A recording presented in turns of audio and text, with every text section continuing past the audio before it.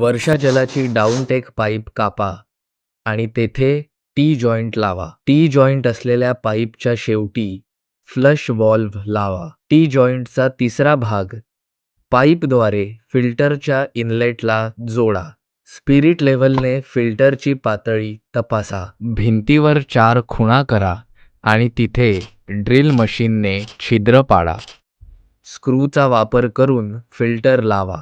Filter element 2 स्वच्छ पाण्याच्या आउटलेटच्या ठराविक जागेत ठेवा. फिल्टर एलिमेंट 1 युनिटमध्ये ठेवा. पारदर्शक झाकण युनिटच्या 2 नॉबवर लावा. 4 इंच व्यास आणि 6 किलो मजबूतीची PVC पाईप वापरून फिल्टरच्या स्वच्छ पाण्याच्या आउटलेटला बोरवेलच्या केसिंग पाईपला किंवा टाकीला जोडा. आता तुमचा नी रेन तुमच्यासाठी वर्षाजल वाचवण्यासाठी तयार आहे.